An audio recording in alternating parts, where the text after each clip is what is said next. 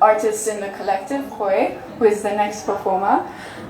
Qui started very early in the poetry scene. I think you were like 18, 19 when we first met. And even younger actually, 17. Qui was one of the youngest Poetry Slam Africa winners. Qui ended up going to the States to represent Kenya in Grand Slam, and when there was a part of that process as well, and I think they'll talk about that more later on. Qui actually has 2 published poetry books herself. She is a mother of a very beautiful little girl, and she just came back from tour in the States. Qui is an incredible poet who largely performs her pieces in Sheng, and that's something very different because you don't have a lot of poets in the continent who perform in their native language and tongue. And yeah, without further more to do, I will welcome Qui Qarre to the stage.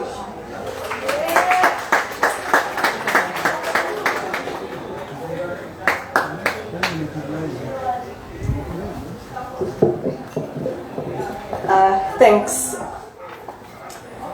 Overthinking kwangu ni kufikiria tena na tena kuhusu idea kama mara 100. Kupoteza authenticity ya thoughts za kwanza. Kusoma kitu nimeandika tena na tena mpaka naanza kuambia vitu mnataka kusikia. Kujisomea loud and clear just to make sure hakuna makosa. In the end napotea. Na saa mwisho mimi ni mtu na sisi watu make mistakes. Kufikiria mara 100 ni kutafuta the right words, language.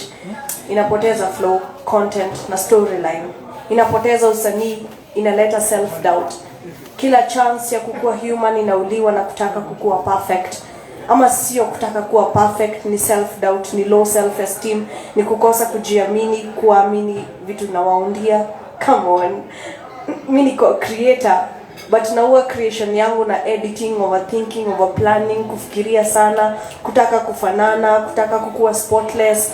Nitatel aje story ya kukua human ikiendelea hivi. Uko hapo una relate na kila kitu nasema, hata umekuwa ukifikiria ni aje nimejua story yako. Una overthink kuhusu writing. Mimi si daktari, but nakwambia relax. Breathe in. Breathe out. Breathe in tena. Breathe out. Kuwa mtu. Appreciate the fact that wewe ni human being. I guess itakuwa a lot easier tukiishi hivyo. Ama na overthinking, mambo ya overthinking.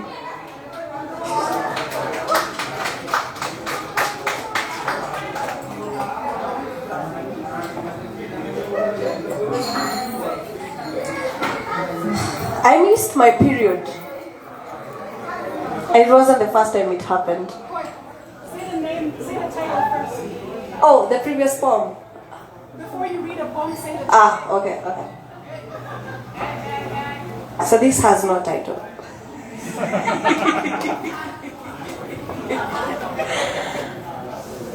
I missed my period. And it wasn't the first time it happened. It's something my body does. I think it sometimes doesn't like 3 funny days and backaches. Maybe it doesn't understand womanhood. It lacks the flow. The previous month was just a drop. No cramping, no pain, just a flower patch on my pair of shorts, and that was it. There was no cause for alarm. Again, this is something my body often does. Until I started throwing up. And a week into it, someone mentioned, you're pregnant. I said, okay, just a big stomach. I can handle that. And the test said I was 16 weeks pregnant. For a moment, 2 months or so, I was just struck. By the time I was realizing myself and figuring myself out, I was 6 months pregnant. And the life in me was moving. That baby, this is no game. I'm a poet. Most of the poets I know have written love letters in form of poems to their future children. And child, I don't know what to say to you. I am scared. I don't know what to say. How am I carrying life inside of me when I feel so dead?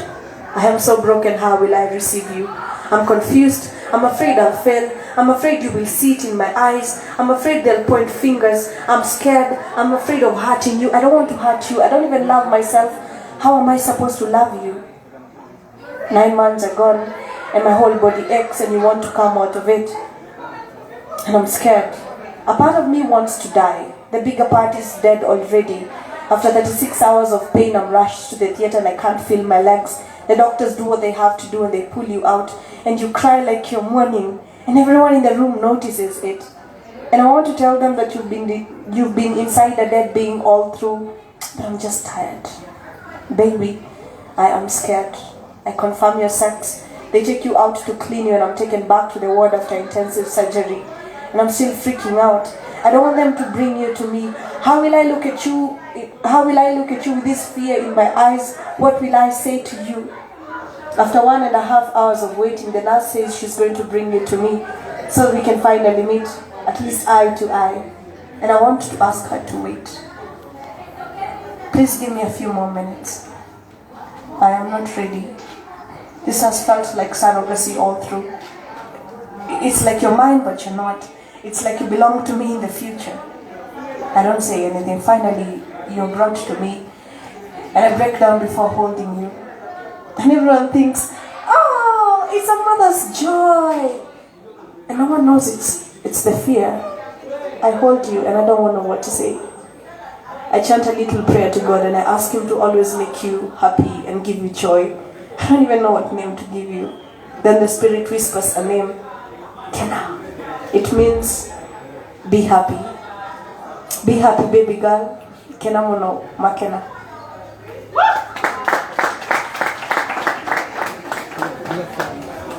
Wana escape mosquitoes chini ya neti. Wao pima malaria VCT.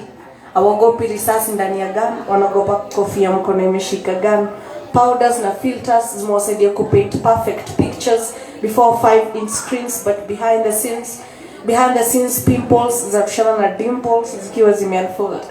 Na rough ride ya maisha tuna filters haiwezi kuwa smoother. Cheki, tumejifunza kutoa uchafu mdomoni kwa kucha. Alafu bila kunawa tunakula kwa sinia moja. Sisi ni watu familia. Na sisi si watu familia tu. Sisi ni familia moja, tumetumia WhatsApp groups kujuana kimwili. Alafu repercussions tunapelekea admins in hidden tongues. Ndoa za kando siku hizi zinaanza na nitumie hii WhatsApp status. Alafu tuna expect a serious partner out of a relationship that was initiated by a meme. Vitu serious tunachukulia vichekesho na vichekesho tunachukulia serious. That being said, nasikia kuna moyo fulani imespotiwa chicken in after kuku kuexpose kifua kwa windscreen. Bad mind ya binadamu msiwalene heaven. But up to this time hatujui kama heaven kudageto. Ati dhambi za binadamu kufanya snow. Okay. Kama black ndo the new white makanda kusema. Wanasema kwa hiyo aliacha Sheng tangu aone mawingu na aanze kuchanganikiwa na time zones New York. Waambia hata wakiniita 15 minutes before show masaa wachawi. Bado nitawaroga. Na wakikuuliza mimi ni nani? Waambie naitwa Koi na mimi ndo fanyao marafiki wa 30. Anaanza kutupa mbao.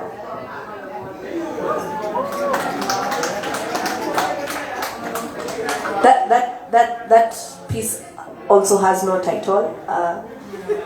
I think I'm not good with names and titles. I had to figure out what to call my baby after she was born. So just like, okay, which one? Mi hudil na malanzi na mdomo kubwa kuliko shida zangu na shida za mdomo kubwa kuliko la niko ndani yangu. Hii dunia ndio imenifunza hii sanaa koi, kalamu, karatasi, kaa chini chonga. Nimeona heaven ikinifungia mlango na hell ikiniignore, so shida najua what it feels like to float in existence. Najua what it feels like to smile back na laugh emojis, but in reality na break down after to let out struggles zangu andajua alafu na the ish koi when deep. For starters, naweza kosa kuwa mdeep. Maybe hii si talanta. Maybe hii ni way yangu ya kulet out struggles zangu andajua na najua mwezi jua. Siko social media nyua na nikismile kwa jua. Kitu wa mjulizi ni mbona kwa hiyo nakuanga amevaa sweta kwa jua? Ama mjua hata saa ingine baridi ukam na jua. Wajua sunshine ikikupatia cold feet, giza ndo inakufanya star. So star smile, social media sijue jua yako inazima. Smile wasijue juu hata wakijua hawezi leta jua. Thank you.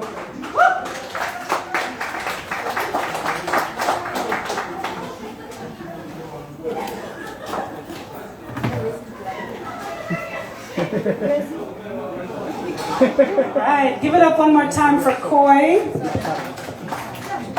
Koi, I feel like, is like my little sister. We met when she was a teenager, and it's just so wild to now see you with your own child. It really is crazy. So thank you so much for all you've contributed in your young, short life, and we wish you so much health and happiness moving forward. And next is Jaaziyah, who, as you can tell, is the one who handles a lot of the administrative kind of nitty-gritty stuff of Paza. So I'll give her a moment to finish collecting payment, and then we can begin. But just to read your brief bio, Jaaziyah is passionate about gender equity, the LGBT community, mental health advocacy. They're also a lawyer now, so yeah, they actually like work in a whole law office. Yeah. Self-proclaimed activist and Marxist feminist, Jaaziyah is attempting to use her law degree and creative skills to spread awareness on social, economic, and political inequalities that exist in the societies they encompass. Paza Sauti would not have been able to function in the same way in the last couple of years without Jaaziyah's help. She's very good at making sure all the I's are dotted and the T's are crossed and that things are just done the way that they should be done. So even something like this anthology, it's in your hand because Jaaziyah made sure I did my work to make sure it was in your hand. So please give it up for Jaaziyah.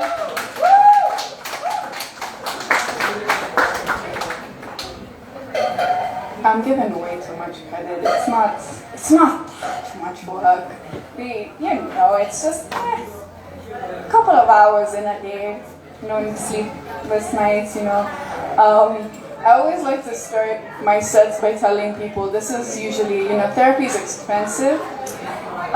So these are the spaces I take to say things I should probably tell a therapist. So you guys are technically paying me to tell you my issues, so thank you for that. I appreciate it. I started poetry very long ago. Like I said, Mwende and I met like lifetimes ago at this point, and I wouldn't be where I am as an artist, I don't think, without their help and their guidance. And I like to joke that they're my boss, but like they're more than that, and they're a mentor. And being able to express different forms of poetry in these anthologies has been amazing. I didn't know what I wanted to put in the anthology, and something that I get told a lot of is I'm not a love poet because I don't write a lot of love poems. And that's not true. I just don't show the love poems. And another running joke is when I start dating someone or interested in someone, I write them a poem. And as soon as I show them the poem, we break up shortly after. So I think it's a very me problem, and I should either stop writing it or stop showing them. But literally all of these pieces have been written for someone. We don't have to talk about who's who. They know. Untitled. Have you ever experienced longing for a thing, place, person, feeling deep-rooted in this need to be around them? Call it love or lust, this prolonged, inevitable end, a means to be felt. Sometimes all you want is just to be held. Sometimes you just want to be told it's going to be okay, that someone is there to see you through the night.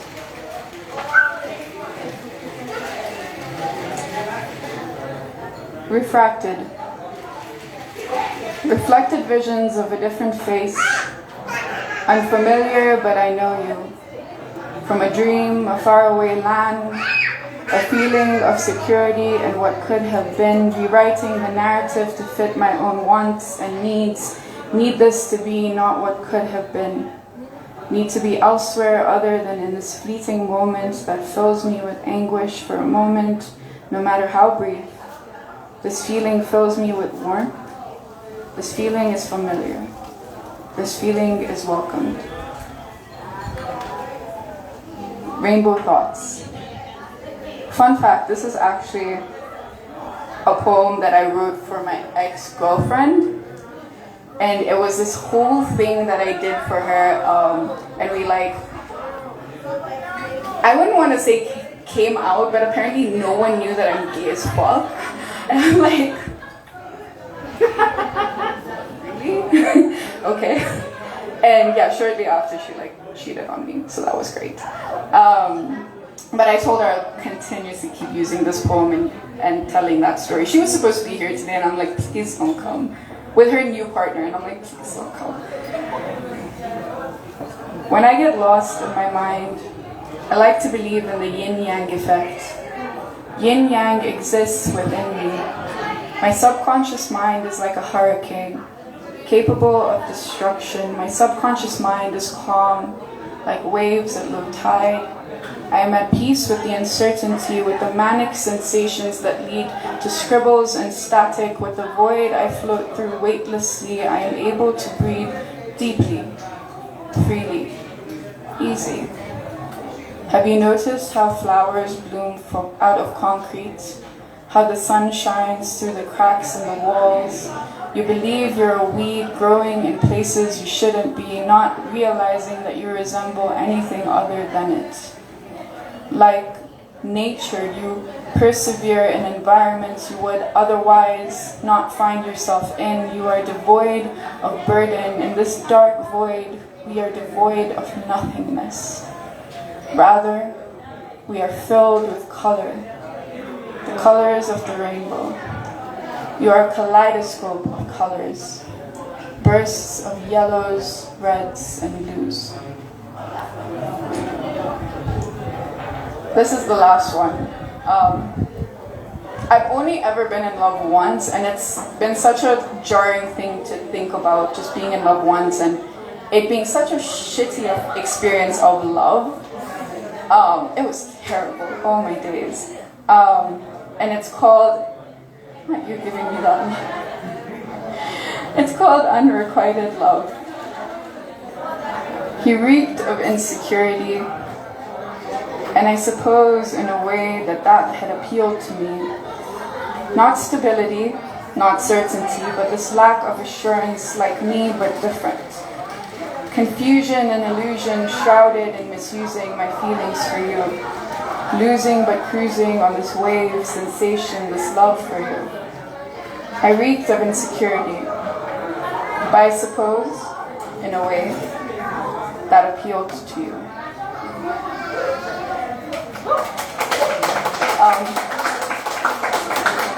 So I always like to do this thing after my sets, and if you've seen me perform, you know what it is.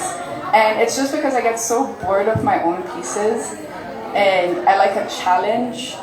And tell me you're a Capricorn without telling me you're a Capricorn. But I like to ask the audience for like 10 different words, and then I freestyle a piece from those 10 words. And to this day, I've not fucked it up. So I always also give the disclaimer, like, if this is the one time I mess it up, pretend like I didn't. It never happened. We'll just scratch it out. So you guys can give me 10 words, and then I write a piece from it.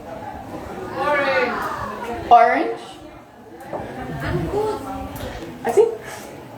Uncouth. Uncouth. Do I ever know what that means? That's the question.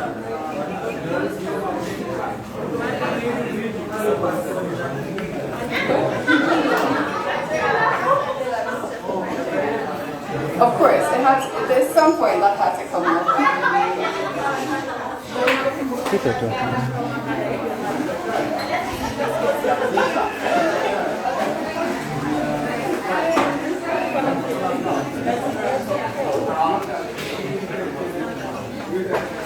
That's orange, uncouth, sex, delusional, shoulder, yakuza, mesmerizing. That's 3, 6, 7, so 3 more. Nerve? Nerve or love? Love. Because I didn't talk about that song actually.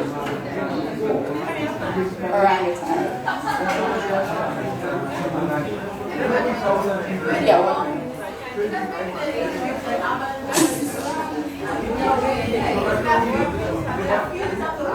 Okay.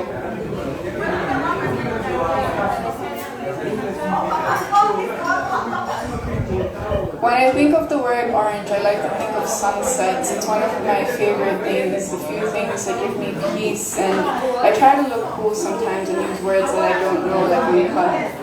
And I talk too much about sex. Sometimes I feel like I'm delusional. Maybe I did get them off the wrong way, but I mean, their rules of pleasure say otherwise. And they will leave signs of them on my shoulder. You would think that I was beaten up by the gang of Yakuza if you took my shirt off, but it's mesmerizing, these patterns that love tends to create. And sometimes I think that the way we fall in love, and love is animalistic, kind of like an orangutan, but in a way we derive pleasure from it, so I guess I can't and shouldn't complain.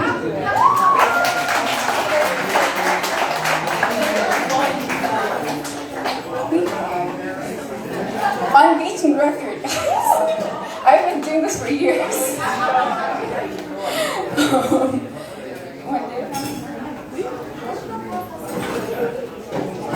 And on that note, that's my set.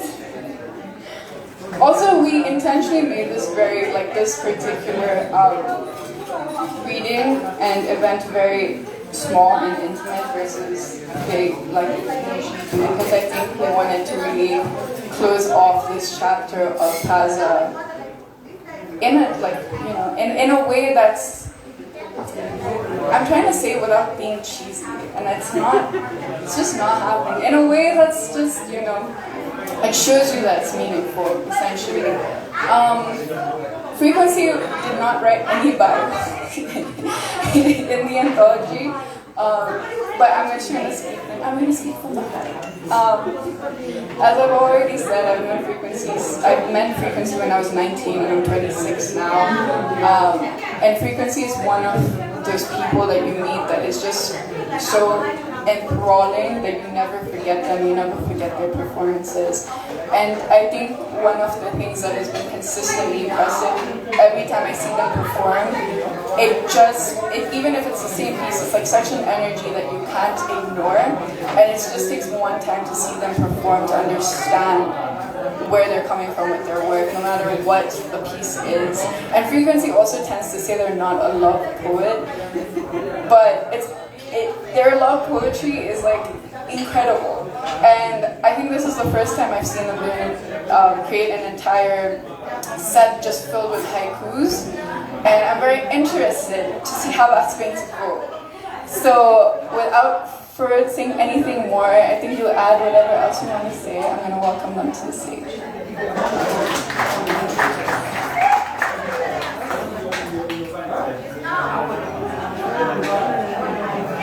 Hello everyone. So like Jazz said, my name is FreeQuency.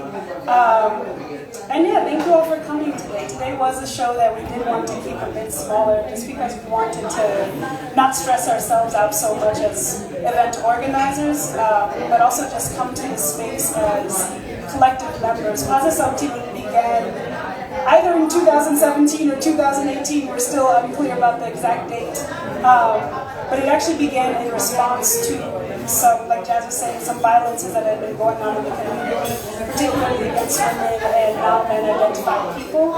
And for the last 4 years, we've managed to create and hold a space. And if you've been to any of our other shows, you know that we tend to kind of have like a big crowd and this and all of that, which has been amazing. I don't want to discount any of the work that we've done in the last 4 years, but one of the things that Paza Sauti is going to be doing in the next year is turning from building externally in terms of the community and providing space for others, and turning inwards and looking at what community we can provide to artists who want to be a part of this creative space, so that when we do come back out and begin organizing again, it's not just me and Jazz who are like doing all the organizing, but we'll have a greater collective of artists who are able to put themselves, their work, and their histories into putting events together, so we can have them more consistently, so we can have them cover a greater range of events and experiences. So I want to thank everyone who came out here today, because today is also the first day that we're starting out trying to film poets who come out and speak at our events, because we've had a dream for years about starting a poetry channel that specifically uplifts voices from artists here in Kenya. So if any of you are interested in the open mic later, please make sure you leave us with your email address so we can send you your video afterwards, and then be on the lookout for the Paza Sauti poetry channel that should be coming up, because who knows how long we're going to be in this pandemic? It's like a long time. So we're making a transition into figuring out what full-time virtual programming is going to look like, while also looking at what it's going to take to build up our internal foundation so we can be able to put things more out more. That's not just about the product that we put out, but also the process and how much we as artists who are event organizers also get to be a part of the process of creating.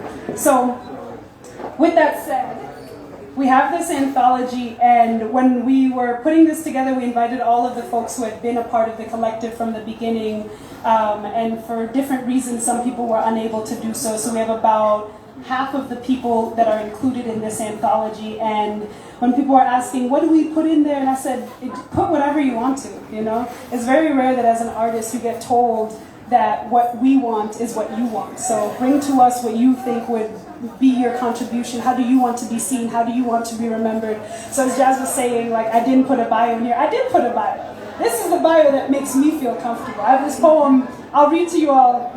In fact, let me start with that poem. The bio I put in this anthology says, frequency is and is always unbecoming. And I started doing that, playing around with my bios, because a few years ago, people started to expect my bio from me, which is a very dehumanizing thing, because bios are just like cherry pick, like top accomplishments, and people are like, this is you, and I'm like, no, not really at all.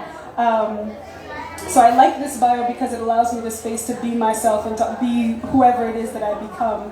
And then I wrote this poem in 2014, similar to around the time we met, when I was just very much overwhelmed with the world that was around me and who it was trying to tell me that I was based on my accomplishments as opposed to my personhood. So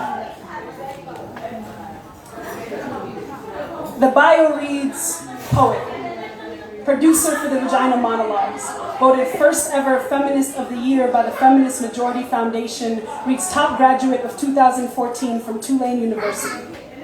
The bio never gives or asks for any explanation as long as it sounds good on paper.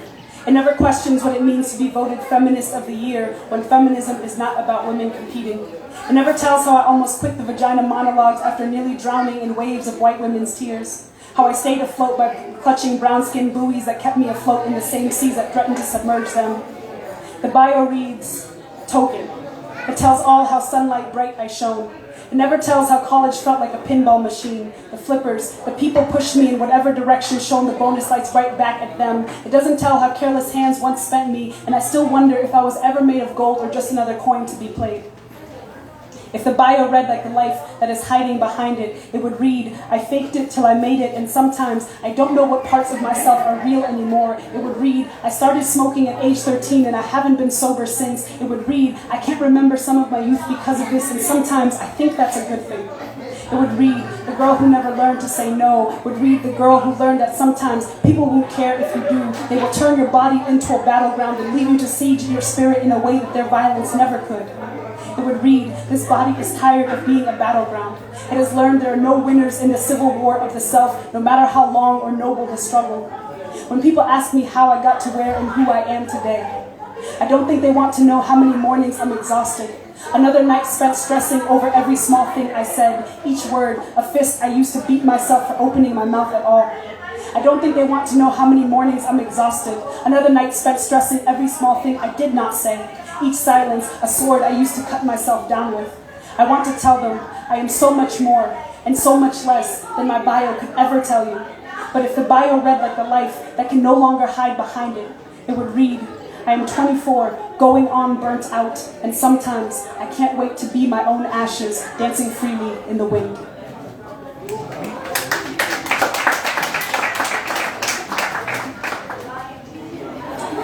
So, as you can tell, I'm known for being a more long-winded poet.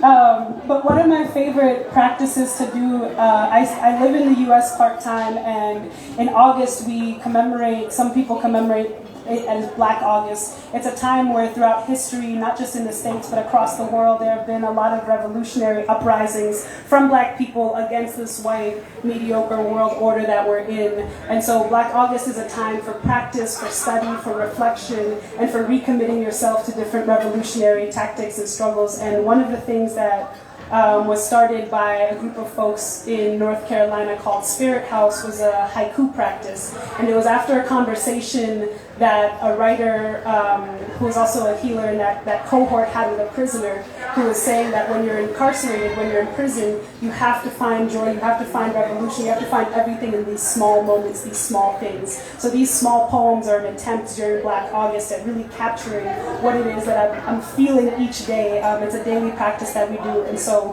when I was thinking about what I wanted to leave in this anthology, I wanted to do haikus because I've actually never published any of my haikus before, so thank you all for supporting this. I'll read you the 5 that are in here and then a couple more since haikus are super short. So this first one is called Say It With Your Sternum. Oh, and for those of you who don't know what a haiku is, it's a Japanese poetry form where there's 5 syllables in the first line, 7 syllables in the second line, and 5 syllables in the last line. So they are micropoems. So, say it with your sternum. Speak sweetness out loud. Wishes float like seeds in wind, seeking fertile soil. And I wrote this piece at a time, I'm one of those people who believes, and you can read this at the beginning of the anthology, that words create worlds. And I'm not just talking about this huge external world that we're in, I'm talking about each of us existing as a world, as a universe upon ourselves. And the way we speak to ourselves, the way we speak to our external world matters, and it dictates what happens around us and to us and what we become. So one of the things that I've been practicing, not to discount the institutions and structures that exist, but one of the things that I've been practicing in my own life is just figuring out how to use my words and make sure that they're leading towards a life that I actually want. And this is another one that was written just in recognition. I travel a lot. I go on tour very often, and during quarantine, I got to sit down and kind of digest a lot of the travels and things that I'd seen. And I began to just speak to people about some experiences that I'd had that seemed so mundane and normal to me. And people were like, what the fuck is going on in your life? And I was like, I don't know, I just thought this was everybody's life. So I started to reflect on this idea of what is magical, what is fantastical, especially if magic is something that happens every day, do we recognize it? So this poem is called, Would You Recognize Magic If You Saw It, If You Were It? Magic surrounds us. There is no ordinary, there's just familiar. This one is called Reminders for My Impatient Self. Don't force what won't come. What is for you is either coming or waiting. And this one is something that I repeat to myself as sort of like a mantra. I used to get annoyed with my mom sometimes because she would say, things that are for you should be easeful, right? And I would think that she was saying that should be simple. And there's a difference between something being simple and being easeful. Something can be very difficult, but can come with ease because it's something that you want, and you want to direct your energy and your personhood towards it. So it might not feel that difficult. But then the simplest tasks can feel very, very overwhelming if it's not actually easeful to you and your being. So this is one I repeat often to myself. Don't force what won't come. What is for you is either coming or waiting. This next one, I am a Cancer sun. I spend a lot of time crying and in the waters and just enjoy being a part of the flow. And so this was written, I was talking to my therapist once, and poets get very romantic about the ocean. Every poet has written a poem that's been like, I'm the ocean, myself included. And my therapist once was like, that's cute, and do you know how much shit people leave in the ocean? Exactly. I was like, it just crippled me. So this piece is called Self-Reflection/Portrait as the Ocean. Study the tides of the ocean shored by your skin, each ripple, each wave. Not all water is meant to quench others' dry throats or be waded through. No, not everything left behind in our waters will be offerings. And this one again is on that theme of speaking things into existence. It's called Deserve Desire. Ask for what you need. Ready yourself to receive as well as release. Ask for what you want. Ready yourself to receive as well as release. And this came from a period in my life where you can sit and you can dream up all of these things that you want, but if you're not willing to make space for them in your life by releasing the other things that are present, which can sometimes really feel like a part of you is being let go of, then there's just no space for that thing. We're humans with limited capacity, so it's a lesson I'm still learning, if we're being honest, about making space for the things that you want in your life, and just accepting that just because you can't have everything doesn't mean you're failing in some way. It just means that you've chosen what it is that you want, and you'll make the space and time for it. Since Jazz wants to call me out on my love poems, I'll read you all. I wrote this piece about someone who I was talking to during quarantine, and it was really interesting. It was like one of those relationships, or somewhere at some point I was like, yeah, I should probably cut this off. But I was still learning myself. It takes a lifetime to learn yourself. And I was definitely still in the midst of learning myself as a lover. And I wrote this poem, not to this person actually, I wrote it to myself to realize, to just declare myself and say, you know what, this is who I am. Or like take it or leave it kind of thing, but just like make the decision, because also the back and forth shit is annoying. So, it is called Come to Me When You're Ready. 1. Come to me when you're ready. I do not know how to hold back the thunder rumbling between my ribcage, nor do I want to teach myself again how to do so. I am a nectar only sweet when freely poured, a water that does not fear the shore, but whose shapeshift will not be damned, a light no longer apologizing to singe winged moths who came unprepared for the luminosity that they saw. I know I'm young. I know I have much more of this life left to live. I also know there are many ways to age when you've been here for more than this lifetime. I retain learnings from lives lived before with no need for remembrance, and based on what I know to be true, I made a choice.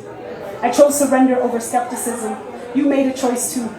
I do not know what it was, but I do know that it was not us, too. And when you chose to come back, you didn't acknowledge the leaving or the impact the interim had on us, or us as our own selves. You came to me like you were ready, and I wanted to believe you again. So I tried to listen, but you barely spoke. I spoke, but I'm unsure what you heard in my words. So let me say this now so it can never again be said that it was left unsaid. I want you in my life. I want you in my heart. I want you in this house. But this house has rules. In this house, we do not do skim milk love.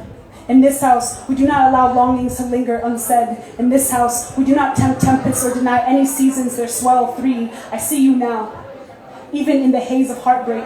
But sometimes you make me wonder if you ever saw me then, if you see me now, if you'll ever really see me and treat me accordingly for.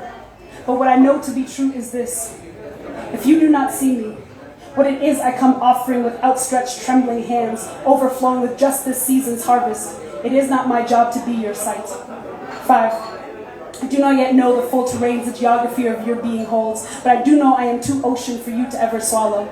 I beg you, stop trying to sip on my salinity. I beg you, if you come to me, you must not fear the submersion. If you come to me, come like you would any body of water with the reverence its majesty and shape-shifting swells deserve. Come knowing how to keep yourself afloat. Come knowing the depths you want and are able to wade into. You do not have to come perfect, but you must come practiced. You must come prepared. You must only come when you are sure you want what it is you ask for and you are ready to receive it. 6. If at any point this letter seems like too much for you, it's probably because I am. I encourage you to listen to this wisdom and cut the cord as you see fit. 7. I am an invitation in training. An exclamation point trying not to bend back into a question mark. A portal that has outgrown both being a doorway and a doormat. Uncertainty has never served me, but it would surely wound me in this season. It would harden the surface of my soft shapeshift into an armor I will have to mold out of for all of our sakes. 8. I do not name the ways us has hardened me towards you lightly. I do not name them with blame on my breath or without self-reflections making small mountains on my skin, but I do not know how to keep this confusion from callousing into something else. I do not know how to account for a past I was present for but seem to have misunderstood. I do not know how to account for a past you won't talk about even as you come to me for this future. 9. You finally said the other day that you weren't ready. But you said it like I came to you begging for us. You said it like you weren't the one who came knocking on my door then jumped in the bushes when I answered, leaving me standing on my front porch wondering why you'd ever come knocking again on my heart's front porch if you weren't ready to cross the welcome mat. 10. Never again come to this house with scarcity causing fear to goosebump your skin. Instead, Come to me when you're ready, and we will learn to tremble texture onto each other with far more pleasurable things. 11. But for now, please leave me be. For as long as you need to learn to see me and treat me accordingly, and if you choose to come back, knocking on the door of this heart's home again, this time, please choose wisely. This time, choose only to come to me when you're ready, not a second before, not a moment after. I will not be here waiting, but I will be here. 12. If at any point this letter seems like too much for you, it's probably because I am. I encourage you to listen to this wisdom and cut the cord as you see fit. Otherwise, come to me when you're ready. I will not be here waiting, but I will be here, hoping that if ever you arrive, it will be on time.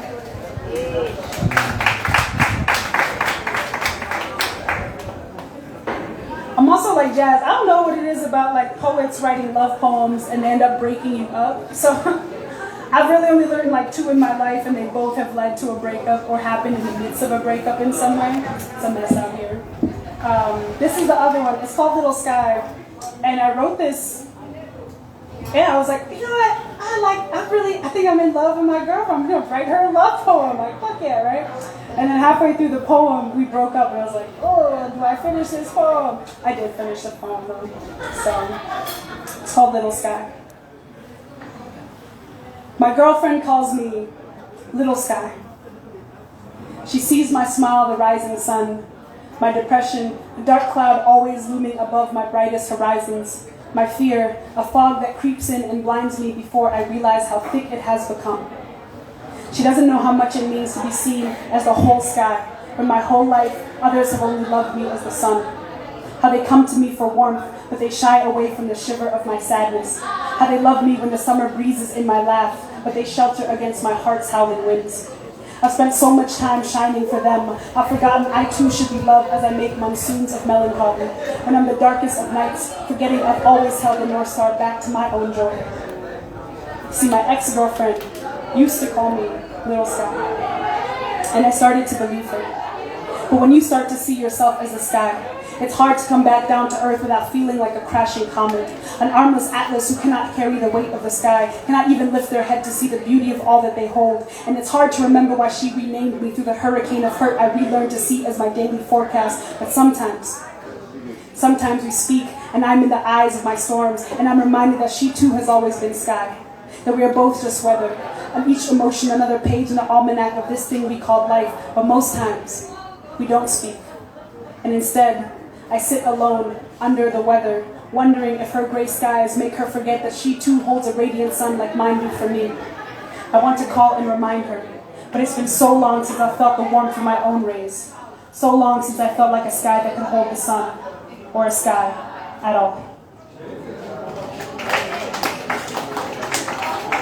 All right, and I'll read y'all one more. There's this nasty rumor that's going around that has followed me since I began writing, that I'm like a very sad poet, which is not true. I write very sad things, but I'm actually a very happy person because I write all the sad things, right? But every once in a while, you know what I'm talking about, Corey, right? Just get it out your system, like live your life.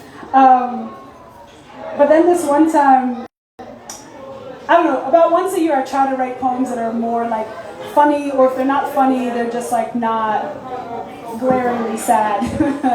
And I was reading a Lucille Clifton poem called Why Some People Be Mad at Me Sometimes. And I love Lucille Clifton because she writes very short poems, but they're very impactful and clear.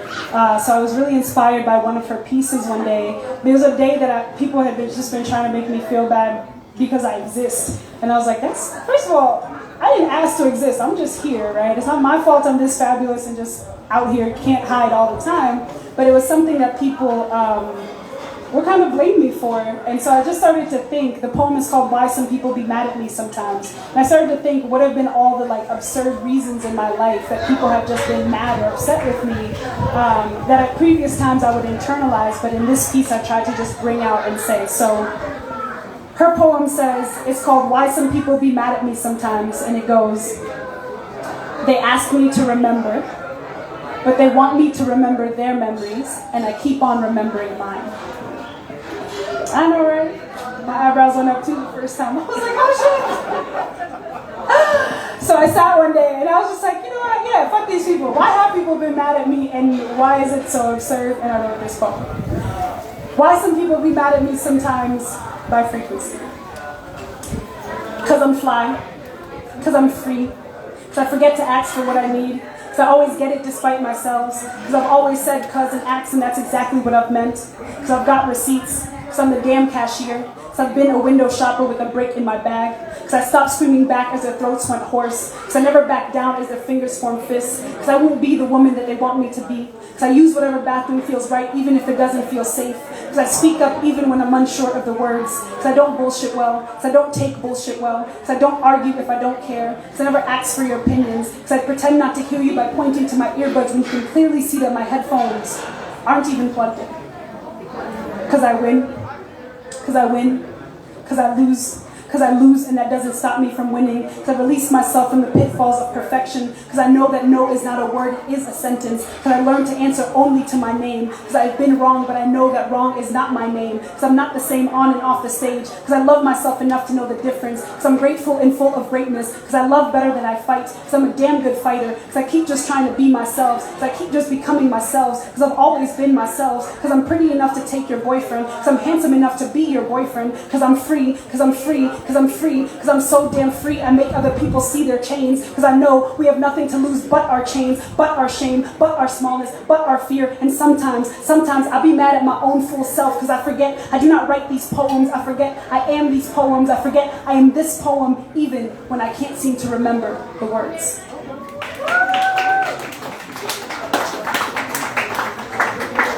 Thank you all very much. Like we said, you can get copies of the anthology here today for 800 shillings.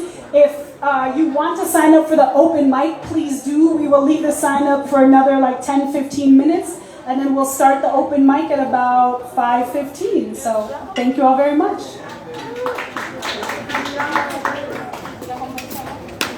What did I miss?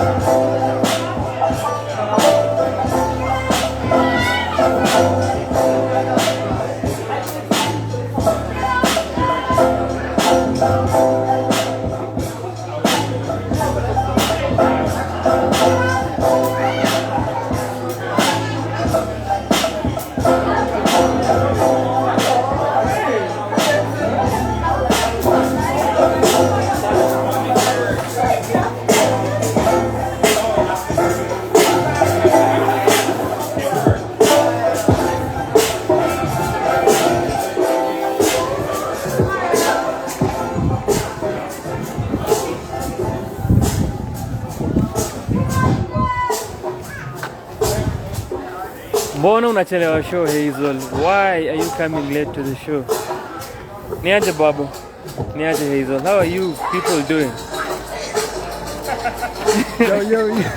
What it do? What it does? Tuna Beyonce simu sahi. Ni Beyonce simu. Hizi show za bure zile kupatia. Hebu tuma tiko ni ngapi? Ilikuwa sawa. Tiko ilikuwa sawa. Pamoja na juu amekuja kwa gate walipe ilikuwa how much kwa gate? 1400 junanua hadi kitabu. Kitabu ndazichukua alafu mtakuja kwangu. I'm trustworthy. Look at this face. Look at this face. Hata wanakusikia. Wanasikia. Trustworthy. Wanasikia. Mystical? Mystical? Nah. I think Na siko sure kama ni James Brown. Give me that. But that's It's the kind of, vibe. that's where he got it.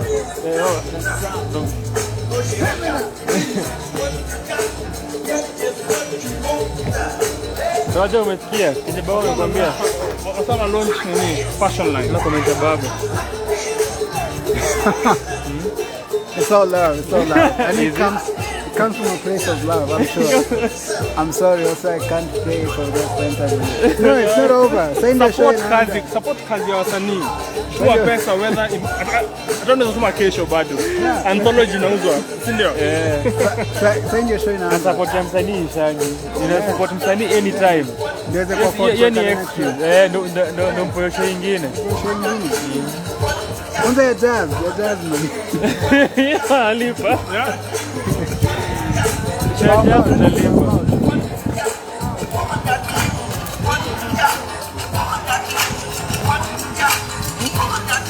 Mesikia Hazel. You support your artists at any time. Hata kama imeita. At least Babo was here, amenikeep company, amesikia amazing poetry from FreeQuency.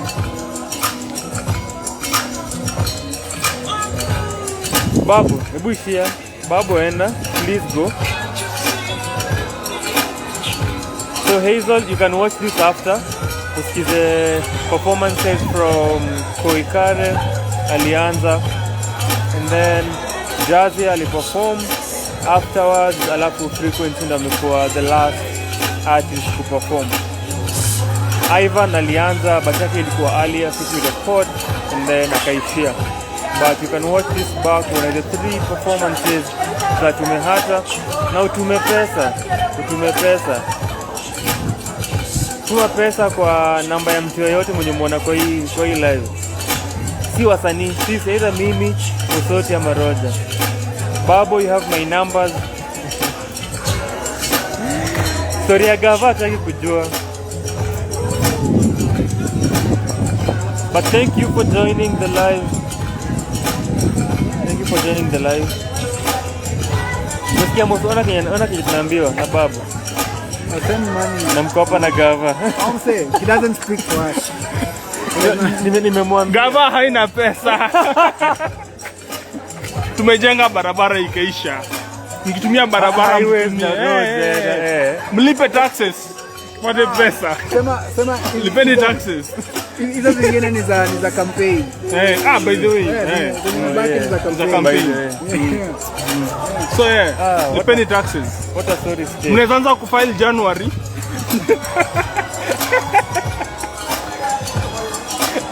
Before nini ifike. Before June. Don't file late. You need the money. File returns. The government needs to use your money.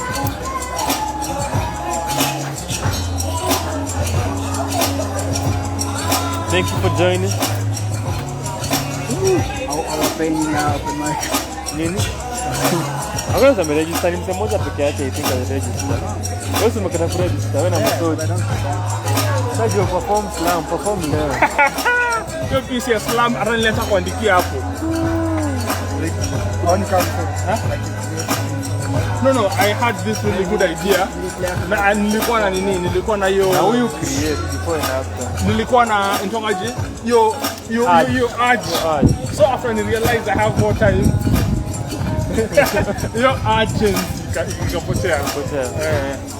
So now I'll just fight it for the fullest. Probably ningepata I have written half-baked piece. So I'm not pata kitu. Sun.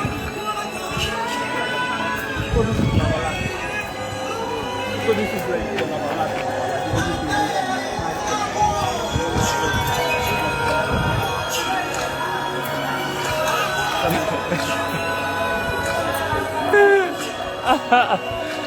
Hey, Babu, are you performing, Kwani? Take it easy. They're liking the show. Ini shule gani? Ini steto.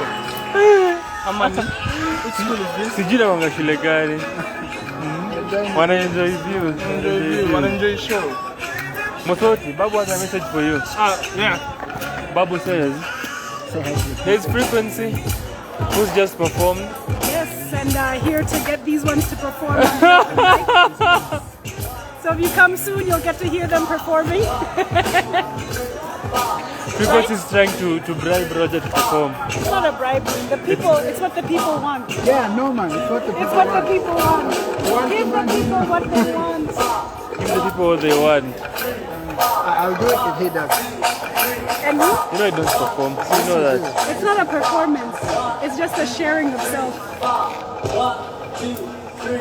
So you'll come. What do you say? Oh, sir, with regards to this, No, it's just performing. artists have to be starving. And that's how you create better art. perform. The more you starve, the better the art is, the more real it is. Alafu, for government officials, as long as you are below 35 years old, you can't be rich.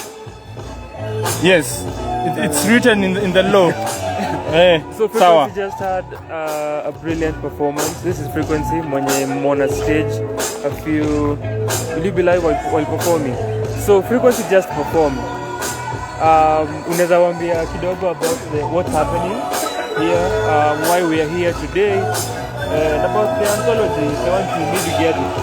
So ngoja FreeQuency akuje atuambie why we are here at Lava Latte, and then majorly goes to the anthology, and umesema there's a new chapter you're getting into, so I'm curious about that as well. So you can start by, your band. That's a good one. My name is FreeQuency. I'm a storyteller in many different ways, although I think people know me best as a spoken word artist. My bio for today is I'm the founder of Paza Sauti.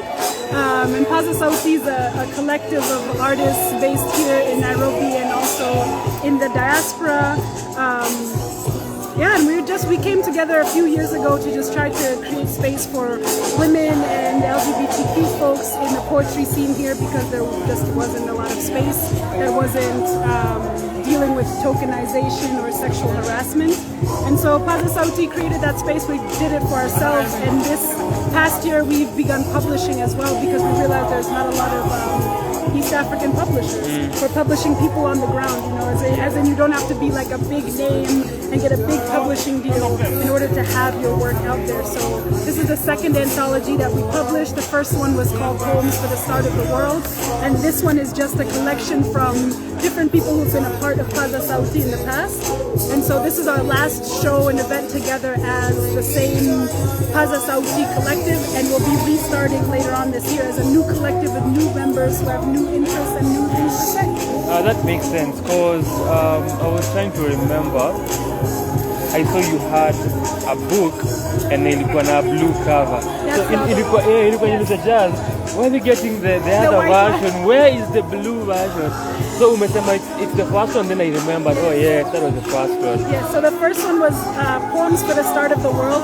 If you go on the Paza Sauti Kenya page, you'll see that when COVID hit, we moved to be online completely, and so almost every single week for half a year we had a poetry show with an live with an African poet from all over the continent. So you can check those out. They're archived on our Instagram. Okay. If someone wants to get a copy of this, where do they get it? DM us at Paza Sauti Kenya or email us at pazasautikenya@gmail.com, and we will find a way to get it. So lastly, the FreeQuency aende tumeweke hapa sana. What does the new phase look like? What does the new chapter look like? Do umesema new poets with new interests. What is that transition looking like for Paza Sauti, and why that transition now? So we spent the first 4 years, like I was saying earlier, creating external spaces for other poets and other people to be able to come in and feel safe and feel like they could create and exist as creatives. And now we want to create that space for ourselves as creatives. So we'll spend the next few months just with different poets and different artists who have expressed interest in being a part of Paza Sauti. We'll figure out what shape we want to take before we begin doing outside events again. So. Okay. Yeah. So, but the name is still Paza Sauti. Yeah, no, we're still Paza Sauti. We'll still be doing anthologies. We just want to figure out what do we want to focus on and why in the next year. So like I was saying, we began because of just a lot of stories of sexual harassment from women and different people in the community. So now that we've succeeded at our first goal, which was to create this space. Now that this has been created, we don't want to just stop and say, okay, we're done. We're done with what we wanted What else to do. can we do now? Yeah. That answers his question pia because alikamuuliza what this means. Good Goodbye friends. Because alikamuuliza so memaliza so that answers everything. Havana, like goodbye Right. to us. That answers So you'll every see, question. at least you'll see me and Jazz moving forward, and then some new artists. Awesome. Yeah. So Thank you stay so tuned. much, Thank FreeQuency. you. Check out FreeQuency. What's your handle? Lastly, please. Or on where they can IG. get you. Yeah, on IG. Or Nobody's anywhere. Nomad. So nobody, NOBODYS, Nomad, NOMAD, and then you can search FreeQuency with 2 E's, and you should be able to find me. Like free. Yeah, Babo says FreeQuency is phenomenal. Yes, they are. Yes, they are. Thank you for your time, FreeQuency. Asante sana. That's FreeQuency. Umesikiza story yake, umesikiza the inspiration behind Paza Sauti, umesikiza where they want to go, and yako stage, and amesema what they're looking forward to doing for their new phase as Paza Sauti Kenya, what that looks like for them, alafu the transition and the change in the development of the organization na kile wana hope to achieve for their new phase, for the next chapter as Paza Sauti. Amesema what made them start na where they're headed for the future, so look forward to that. Imekuwa amazing sana kuongea na yeye, and the performance pia before this nilikuwa na Babu, aliwitness, alifanya such a phenomenal job at the stage, so very amazing work. And Babu says there was supposed to be an anthology for the poets who performed during the online performances. Is it still there? Let's. I want to hijack you to answer a question here. This is Jaaziyah. Also, FreeQuency amesema mtaona Jaaziyah once again for the new phase in the next chapter. So Babu has a question. There was supposed to be an anthology for the poets who performed during the online performances. Is it still there? This is last year. Because even FreeQuency mentioned that last year you went completely online and you did shows a number of live performances. So swali yake. A yes or a no? It is coming. Yes. Every That's all I can say for now. Watch this space.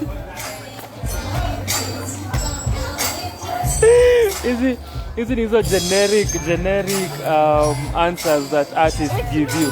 So since Jaaziyah is here with me, kindly, if you will, or if you may, introduce. Are you taking one? No, I am the one. Why Listen, am I being spoken? my mission is to also heartbreak Jaaziyah's heart, ndio andike more poems. Alafu ni heartbreak midway akiandika poem. Wow. So I did not consent. Jaaziyah performed a piece. Alafu akasema that's the only time that alikuwa in love and it was horrendous. Babu says mostly I've just missed you. Same. You need to be here with us. Yes, you do. So kindly introduce yourself and give us your bio. Hi, this is bio talk. My name is Jaaziyah. I am a spoken word artist and a writer, published, author, and a lawyer. So the reason we are here to party your what you do as kwa capacity ya Paza Sauti. Remember uko na roles nyingi sana, as FreeQuency said, but tell the people. I am the administrator. If you've talked to Paza, you probably talked to me. Pia ndo na receive the money that you send. No. Now you're pushing it. The monies that you send. So FreeQuency ametuambia about the new chapter that Paza Sauti is seeking to pursue and the new endeavor. What does that look like for you personally? Outside of now being a member of Paza Sauti, what does that mean for you? And what does that look like? What do you hope to accomplish for the next chapter of Paza Sauti? I think for us it's more about growing the collective and just being able to bring more people on board and even like potentially going out of Nairobi and out of Kenya and more into like East Africa and being able to connect different artists within the continent and even outside of the continent. So that's huge. Yeah. Just to pick on what you're saying. Yeah. When you went live, Yeah. being in an online space is Yeah. easier to manage. You can manage it easier across the continent as well as globally. Yeah. Now, since spaces are opening up gradually, Yeah.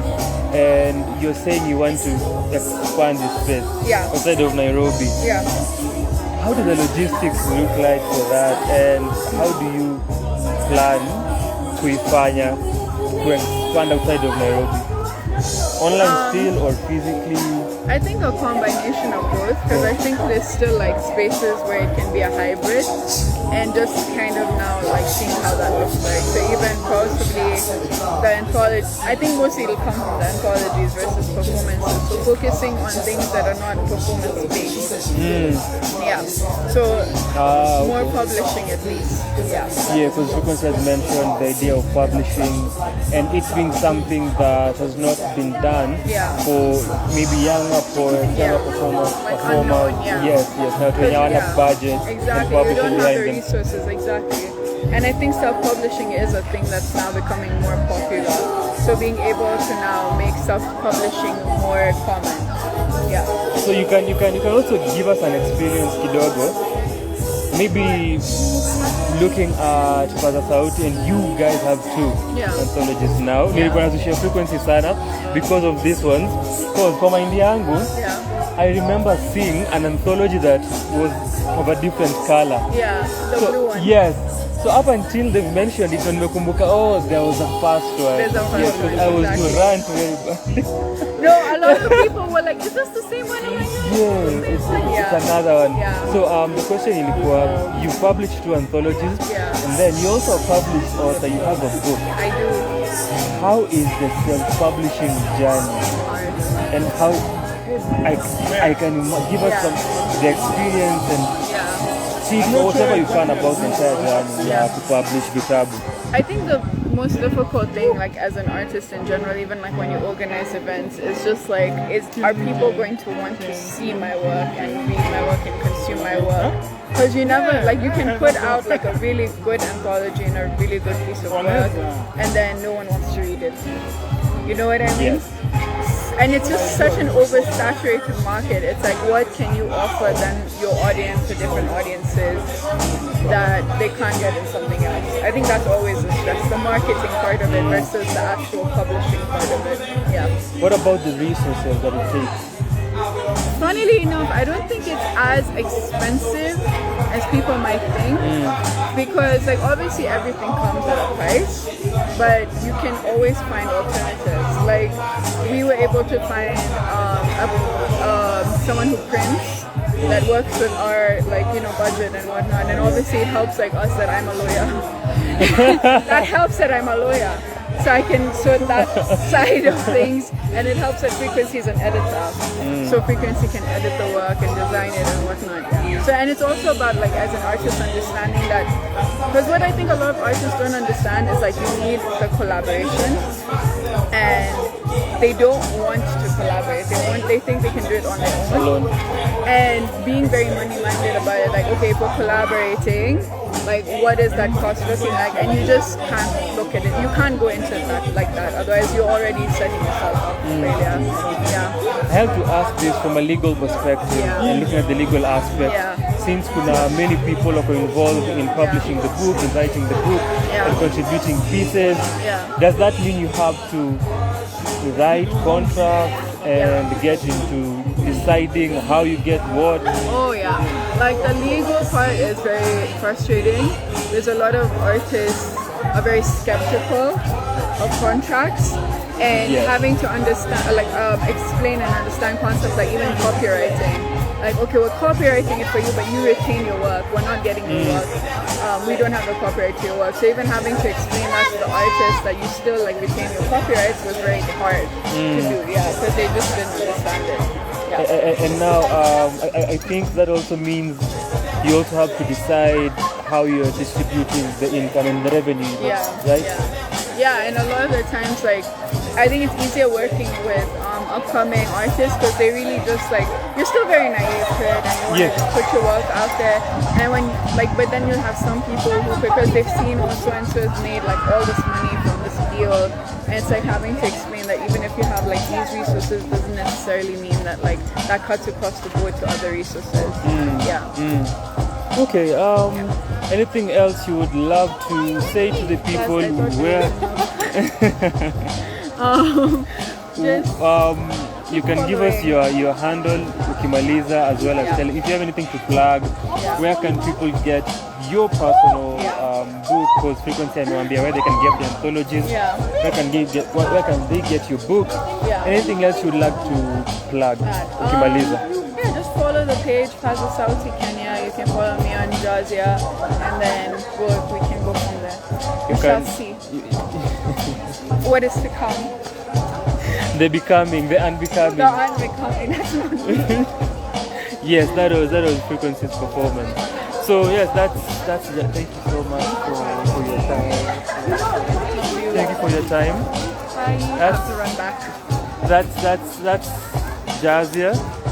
Ametuambia pia side yake, ametuambia about Paza Sauti, what they're looking forward to do, to expand outside of Nairobi and kwenda to other areas, other counties as well as East Africa. Na wamesema itakuwa a hybrid of kuifanya online, alafu pia hybrid ya publishing, things that is easier than kufanya performances kwa physical spaces. We are looking forward to that chapter for them, kuona how that looks like. I hope this has been interesting for you. Now we get to understand why we are here na kwenye wanaenda with their journey. I'm having so much fun doing interviews na artists. I'm having so much fun. Babu, you should have been here. Niku interview pia. I'm having so much fun. Nimesema interestingly, na niko na Hazel hapa, nilisema how we want to do interviews huu mwaka and zina happen live on location. So this is very beautiful thus far.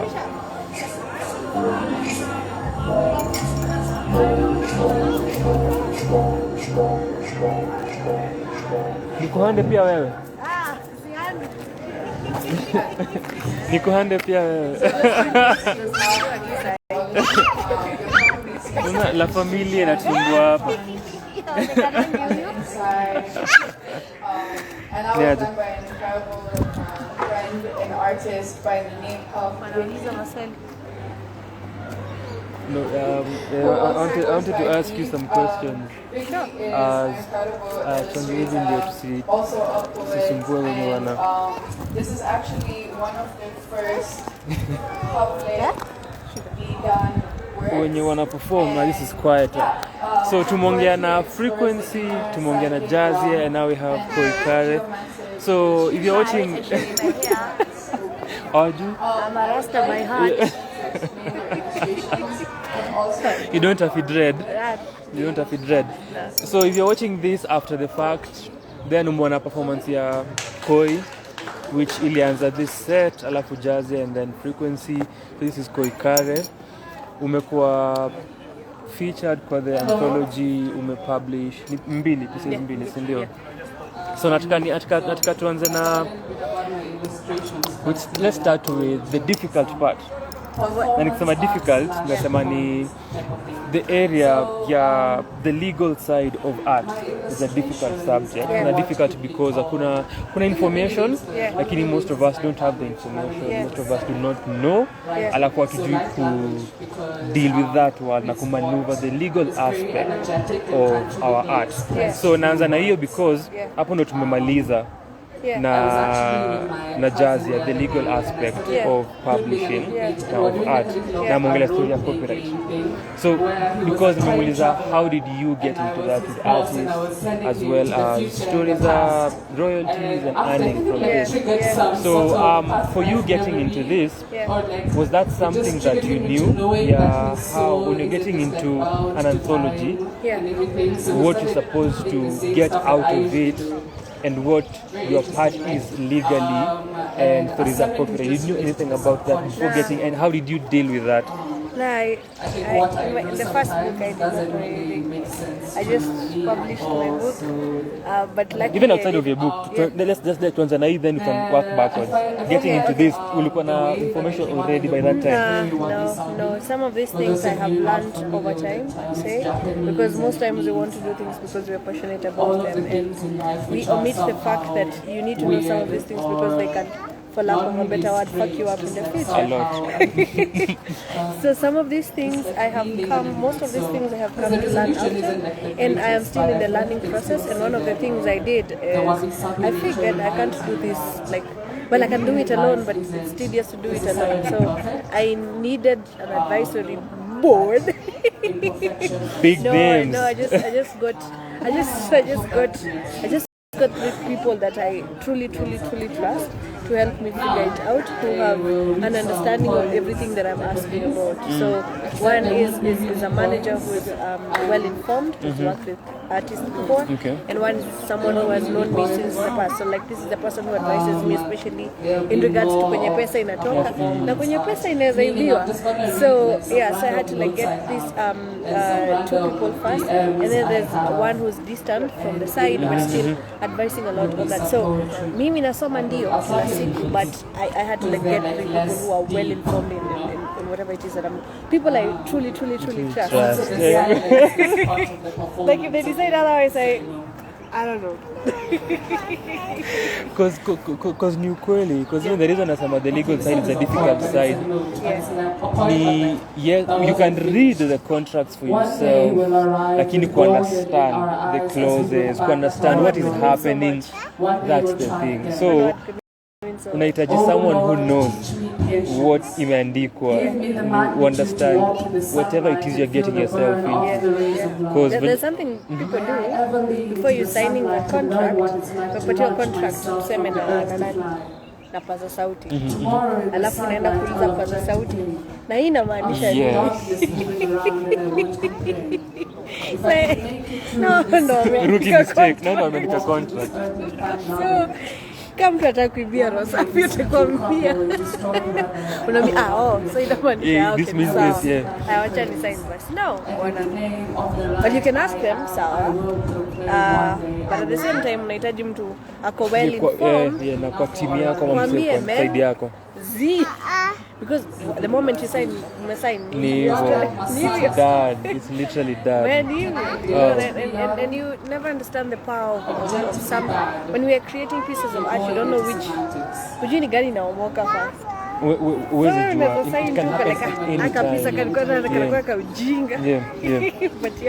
Na babo pia na agree, anasema legalities have been used to fuck artists so many times, a lot. Juu artists hatujui, and then pia tujui how to maneuver, na tuna watu in the legal field who can help us. And we don't even like asking questions most of the time. Especially if you're very young and very naive. You kind of don't like asking questions a lot. And it has happened to me. Mimi nishafanyia hiyo kitu na just gonna understand. Sawa. Poa nimetake part kwa hii kitu, but inamaanisha nini from wase tunafanya kazi nayo, inamaanisha nini from my end. Unajua mimi part yangu ni gani, mimi nafanya nini. So ni mimi namaliza kila kitu, alafu hapo poa nini. Unajua hizi word of mouth, hakuna word of mouth bwana. Have it in writing. Pia kuna story nyingine alikuwa na learn, sasa acha naweza ongelea maybe story card for sure. Unakuwa mimi na wewe tunaandika karatasi, alafu mimi na wewe pekee ndio tunajua tuliandika hiyo karatasi. Mimi na wewe pekee ndio wewe unaweza amka siku moja sema hii karatasi ya Toya alijiundia. Tumesign contract ndio, but hii contract iko na nani anaangalia hii contract? Unaweza sign contract nyingi. Pia unaweza kosa kopi yako, naambia hebu toa hiyo contract tulisign. Kuuliza contract gani? So like ni a very sidhani hata tunaweza imaliza kwa ile, of course, ni kitu inahitaji sit downs. For sure. Before you get yourself into something, na unajua kwanza na hata kama hata hakuna do juu wewe unaweza kosa kwa do yeye ndio tengeneze pesa. Hii inamaanisha nini? So ndo nilikuwa nasema it's a difficult, unajua iko na so many layers na ni intricate. That's why nilikuwa nataka tuanze na that difficult side of this. So now regarding the Babo says the not knowing is very intentional. They really screw up the clauses and words used to keep it unreachable. Depende watu wenye wanaandika the contract. So tuanze na regarding the anthology, because FreeQuency alisema hakukuwa na a specific focus and center yenye walikuwa naambia that this is what you're supposed to focus on thematically. Maybe wako nasema wasanii wananga chance ya kuambiwa fanya kile unataka. So nini ili inform the two pieces that you chose for this Paza Sauti Anthology ya pili? What was the process? Kwanza ilikuwa ambush. Okay. Lakini cheki tunaandika book. Two a piece. Come on. Well, but sema pia ilikuwa ambush sana kwa sababu mimi pia ni part of the collective. Now of course to expected kuwa tuna create pieces, we are poets. You know, and the reason I picked these specific ones is because I wrote them recently, and it's a world I am trying to focus on. Like, try nishaifanya before writing pieces about me, writing pieces about what I go through, but like short, nakwambia but bado sikuambii. But this time kwa level fulani ya maisha yangu yenye na understand how much me kukuwa honest na kushare the whole truth. But you can have truth, to share the whole truth, impact the whole truth. So for this one I just said, well, I'll pick the poems that are speaking about that zina touch on what I'm trying to do right now, telling the whole truth. So when I'm talking about overthinking, it's something I do a lot, you know. And one time I thought, man, this stuff you overthink now and when I mess up. Because I'm a content creator. You type down something and you're like, I sound kama ni ya kampuni.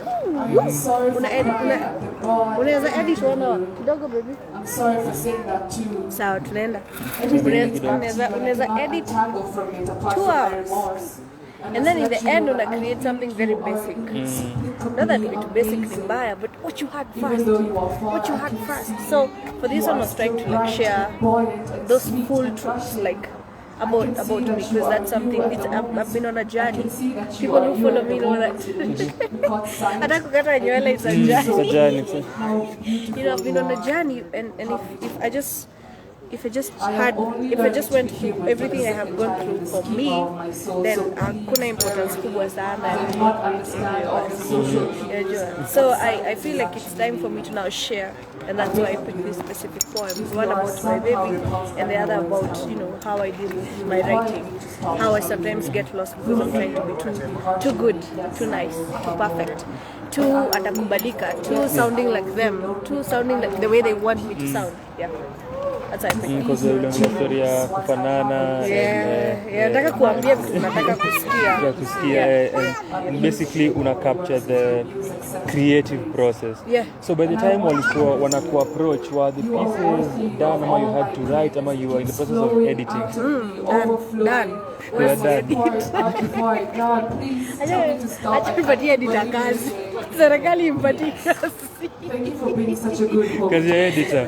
Kazi ya FreeQuency. Kazi ya FreeQuency, kazi ya edit. No, I had written them down, but I just now needed mtu ataziedit maybe kuarrange hapa pale, but the pieces were ready, at least half ready. Hatuna story half, 3/4 ready. Yeah, 3/4 ready.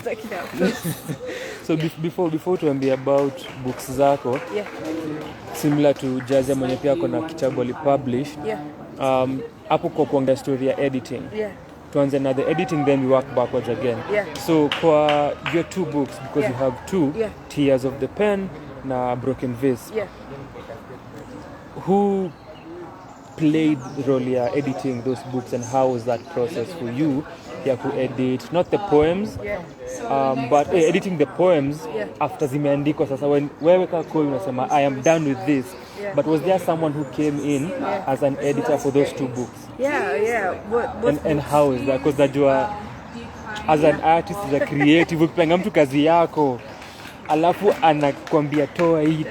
How was that process for Koi? So the first Tears of the Pen was edited by Chris Mukasa and Broken Verse for others. It was edited by Storm Almadusi.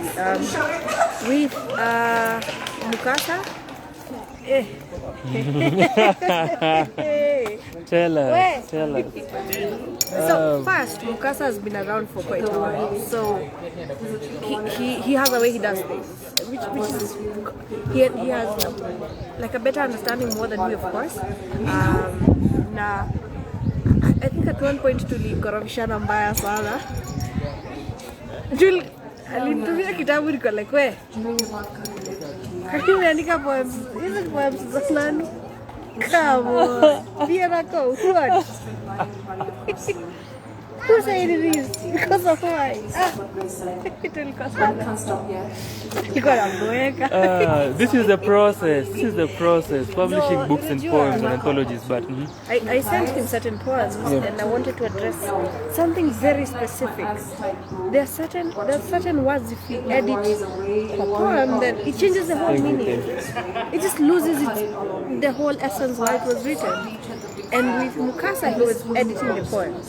Full stop. Hizo mambo za nini sawa, but iko like emoji lazima ikuwe yako like z emoji aje kwa book. So zingine I had to like level down kiasi, niko like checking. I'm not trusting you with my work, that's fine. If you see it fit that way, that makes sense. But with some, we just had to be like, that's it, we either remove the whole poem or we have it this way. Provided grammar na kirea ziko sawa, but there's just now if we were to publish those poems the way they were edited, then I would not be able to explain what that poem means. Because it's a whole new thing now, I can't even understand it.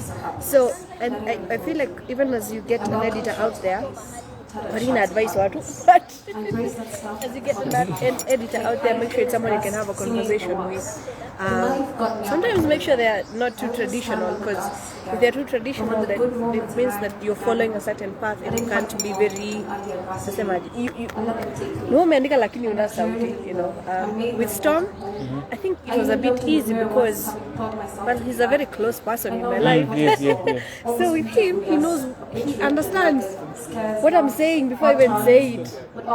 So with him it was a bit easier because so I had to read the book and be like, yeah, by the way, I didn't even notice I had said that. Okay, that's fine. With him it was a bit easier because of his understanding of me as a poet and even as a person and some of the things I wanted to talk about. So with him it was easy. No, with Chris. So hizi ni extremes mbili. Ningetaka kujua for broken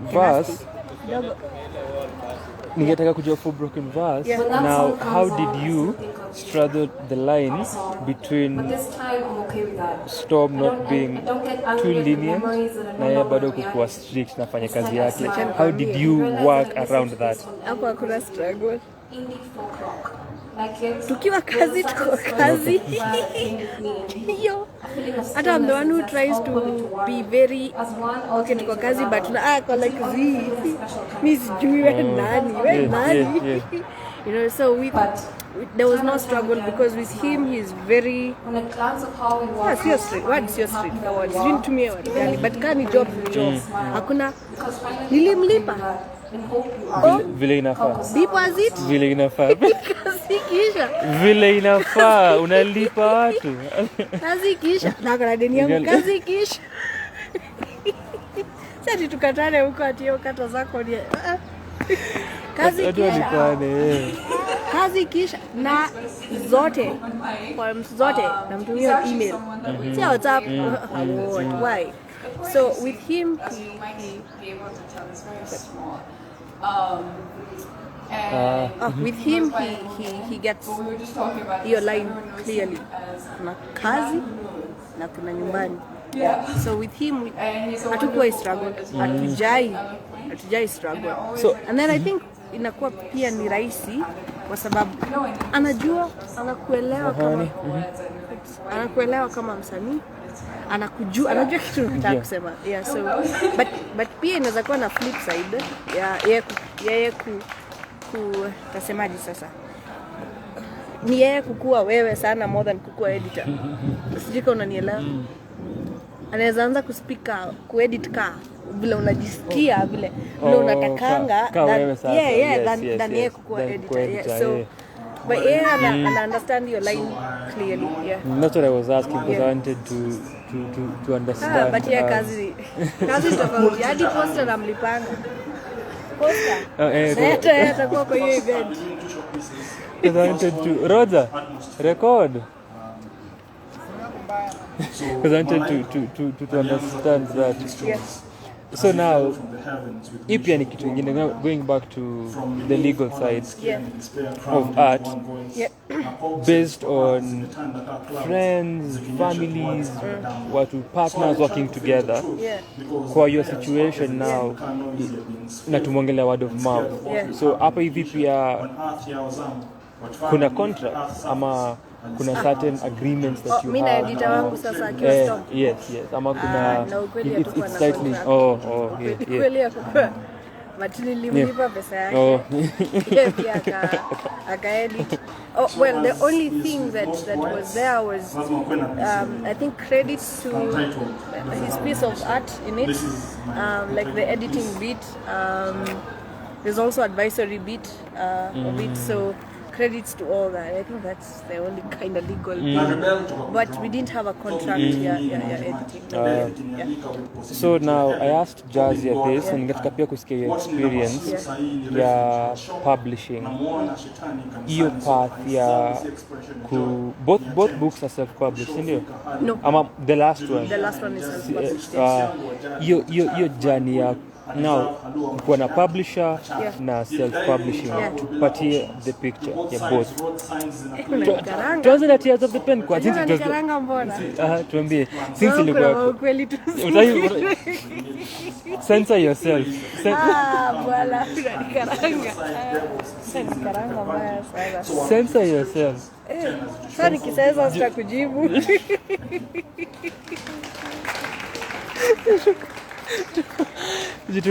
You know what's interesting ni I did quite a lot na nikiwa na publisher.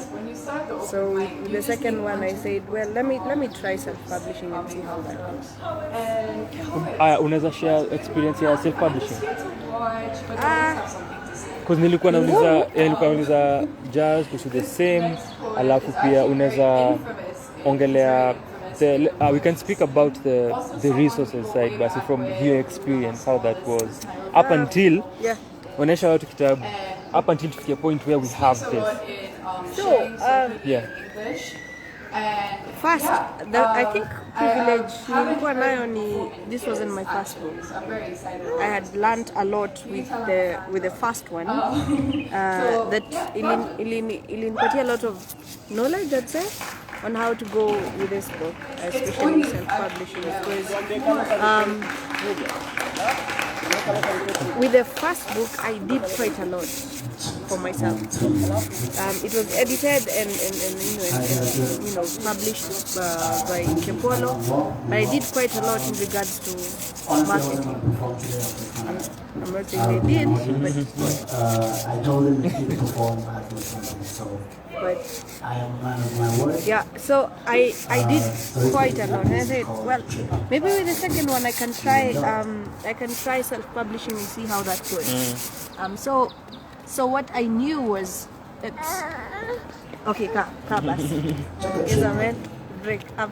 So what I knew was Get lost kwa hizi words. kwanza kabisa, what have I learned? Where is my market? Especially in Kenya. Where is my market? Market yangu inapenda kusikia nini? Okay. Na market aje book yako. Hii information yote nilikuwa nayo. I didn't do a copy and paste of how both were done, but it was more like the same, just not copy and paste. Nilikuwa na understand kwamba now this time we need this. We need to get this by this time. These are the first things we need to get. Like the cover. We're gonna do the process. Yeah, you can do the process of how to do it.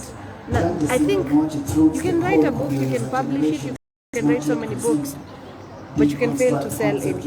Yes. So if you understand how to sell that book, if you understand how to market that book, if you understand where the market is, then it's going to be a bit easier for you as a publishing poet or author to sell these books. Kitu important sana ni kuuza kitabu. Ujaprint hizi vitabu mkayazo. Gosh. Nipo me bring up cause nilisa kuuliza Jaaziyah swali.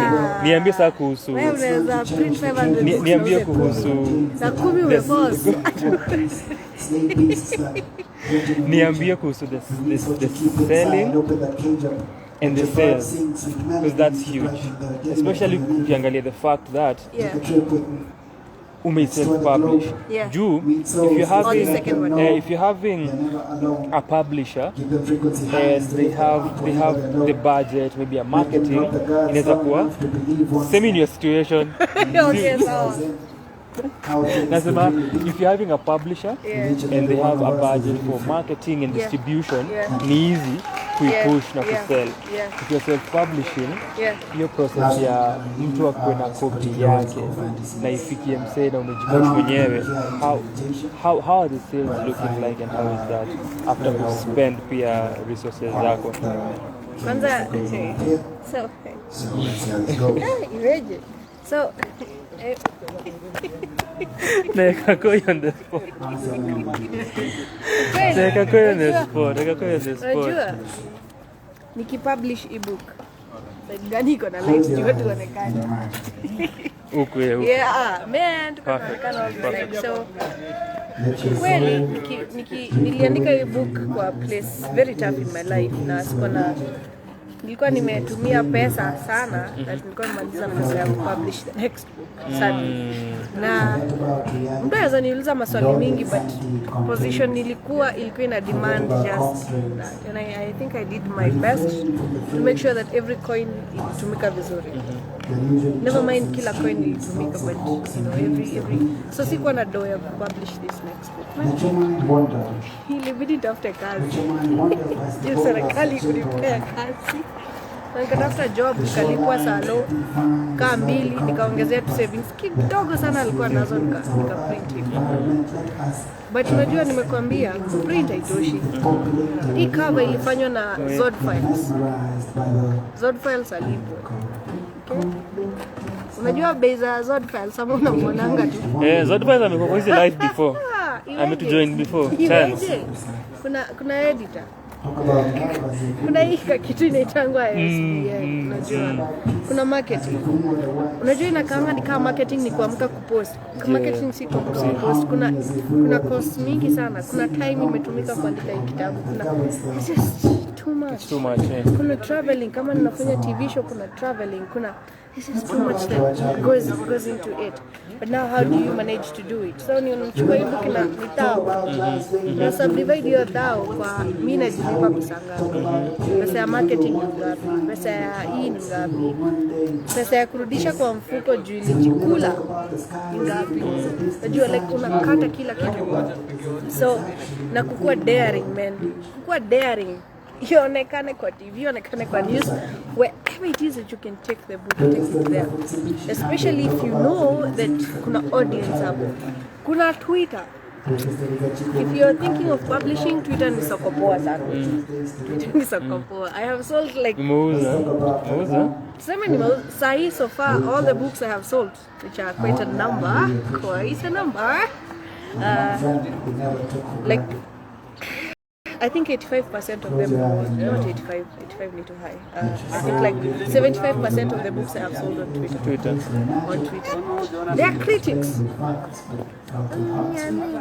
Ni critics yani ile design wanaweza kutoa kwa hiyo hesabu haraka sana.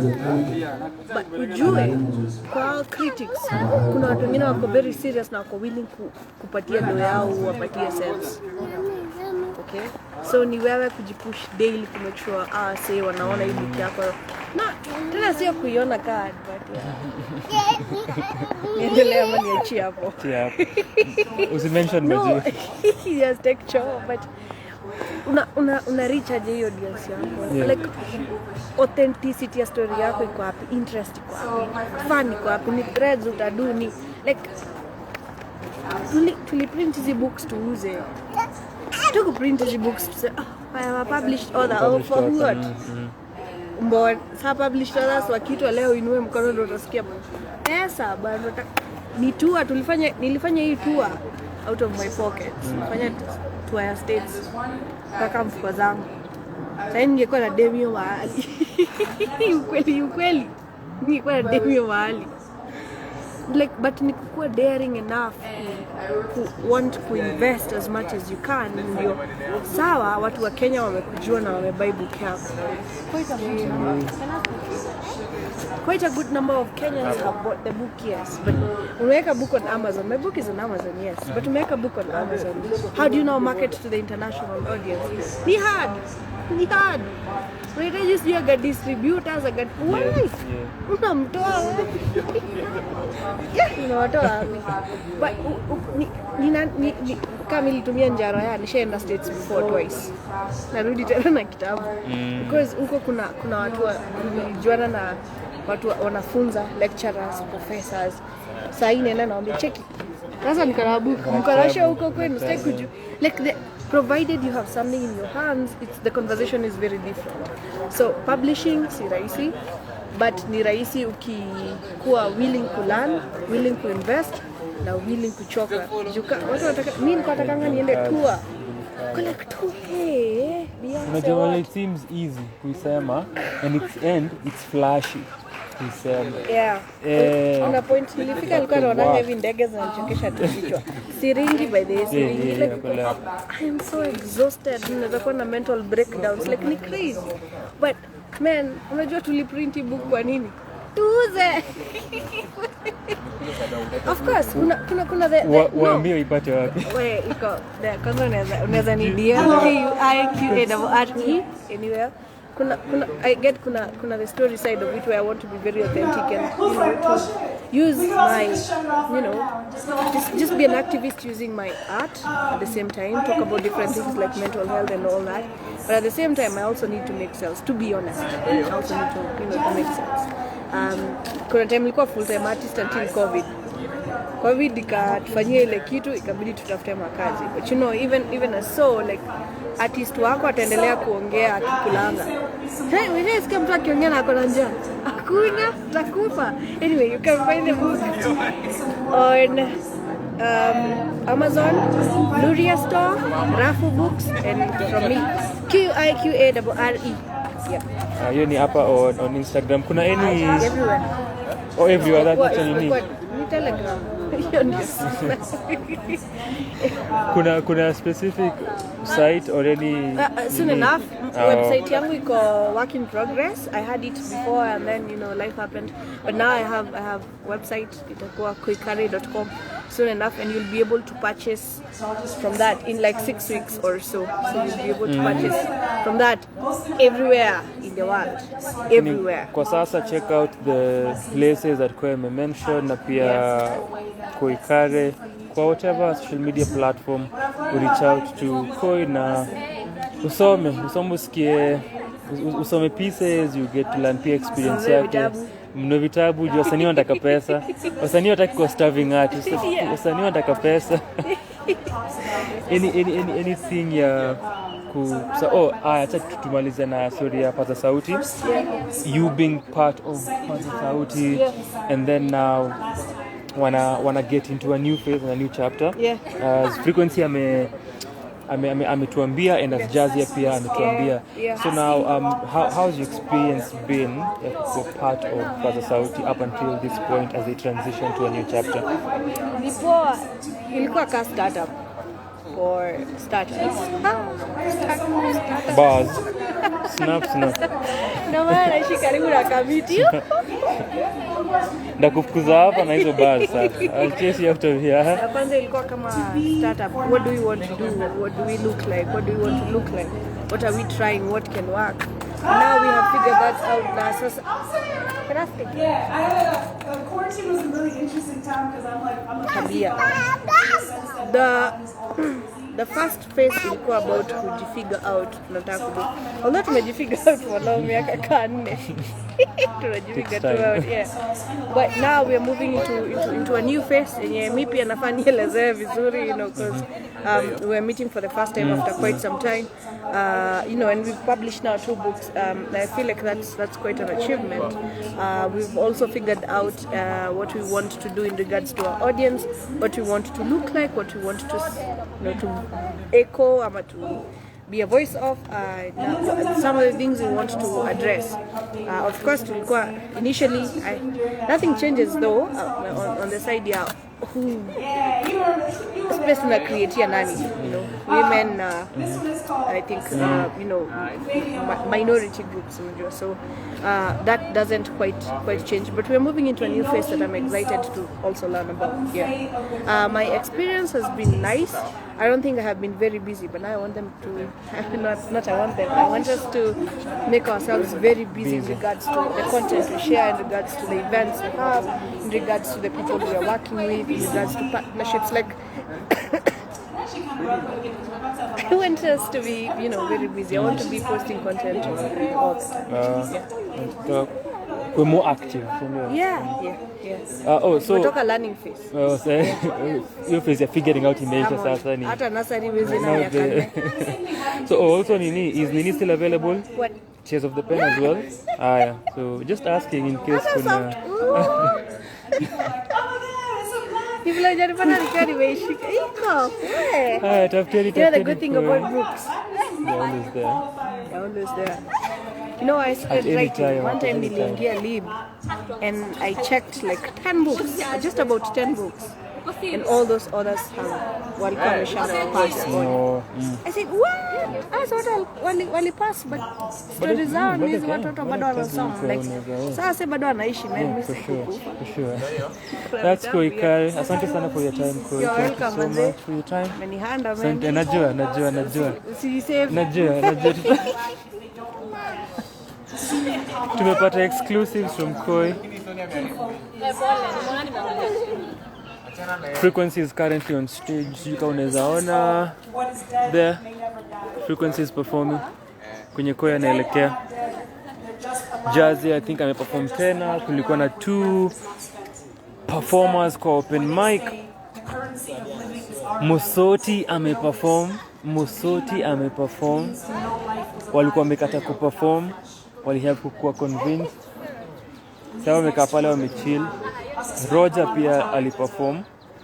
Na nilisikia akisema if Musoti performs ataperform. So alifulfill ahadi yake. Akaperform pia. Na nimehata performances zao. Ndio hiyo performer. There goes the performer. So Roger ameperform as well as Musoti. So tumezihata, man. It's okay. You are doing interviews. But nini? The team said watawapea recordings zenu, si ndio? Yes, they're available. They should be available. Utaki? Ndio nitumieni ya Roger. Nitumieni ya Roger. Tazika kwa nia ya sai. Nataka stock ipungue. So ulifanya pieces mbili? Yeah, trip and fantasy. I actually fantasy. Walifunga macho hata kunani macho. Off. Yeah, I love that. So because, nice, a few white Indians.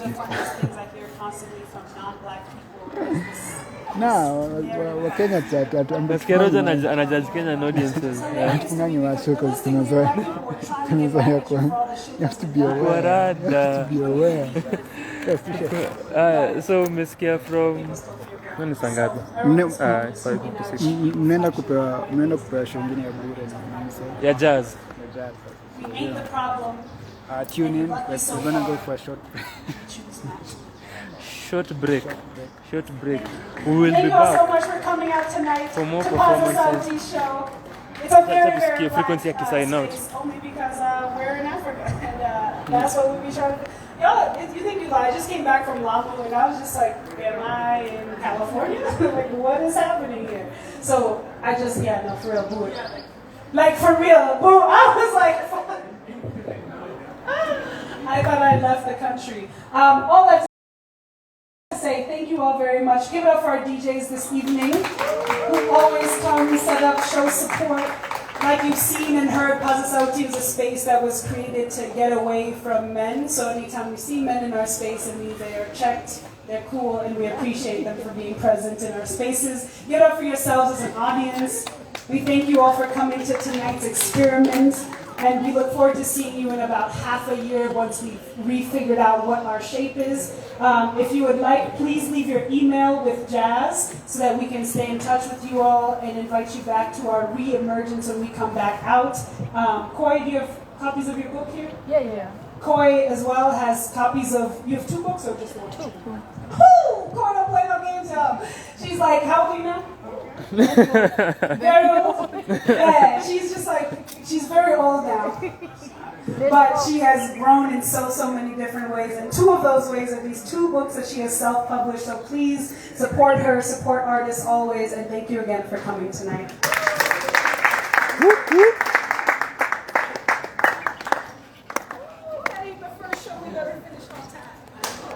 So we had to capture that. FreeQuency akisign out, mmesikia kutoka FreeQuency na Jaaziyah na Qui Qarre wenye ni part of the Paza Sauti Kenya team. It's been so beautiful.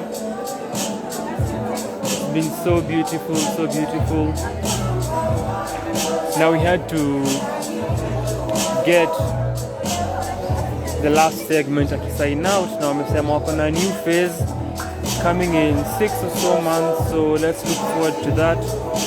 Tuone what that shall be about as Paza Sauti. Mosoti aliperform. Nilikuwa nafanya interview. Wali choose. Walijua I won't be there to judge them. Yes. They knew. Yes. They were very precise. No, it's not about judgment. Deliberate. It's not about judgment. Very deliberate. It's about making sure he misses out. He's always plugged into every art space there is. So at least for once, tunajua amekosa kuona hizo. But unajua nilikuwa naambia Roger, FreeQuency alisema ukiperform kuna video evidence. So whether or not you want your video ka Roger ataki yake, video itakuwa. So I'll ask for the video evidence. I'll ask for the nione ni wajudge. There's no escaping this. There's no escaping this. So but it was nilifanya pesa ngapi? ambili short. Kwa kwanza ilikuwa fupi, zote mbili zilikuwa. Nilifanya haiku. Si haiku. You know, for the love of me, I'm for the love of God.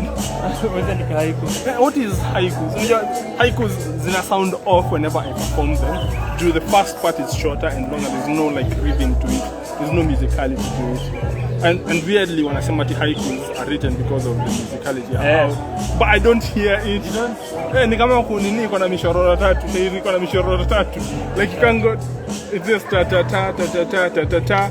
Instead of ta ta ta again, you go back to doing the same thing over. It just sucks.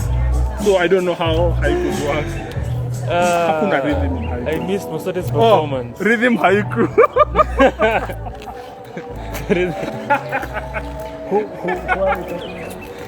No, nimemuuliza kali fanya haiku. Na basi fanya haiku. Kwa sababu kwanza ilikuwa fupi, so sasa ya pili ilikuwa fupi. Mimi pia nilimiss, but nimemwambia kuna evidence, so I shall ask for those videos. When I want the videos, tap on your YouTube channel. When them subscribe, like, view, click the notification button. What else? Sort of alafu comment down below. Alafu akufollow. Alafu handle yako. Oh, Mosoti gather. Amenifollow what? Na hiyo ni kweli. Yeah, so that's true. So yeah, of course. Middle East on the decks. That has been Paza Sauti's event. And that has been it. Asante sana for joining. Asante sana for being here with I and spending time with Sanako Sana. The crew is here. Irauka ndo yuko hapa.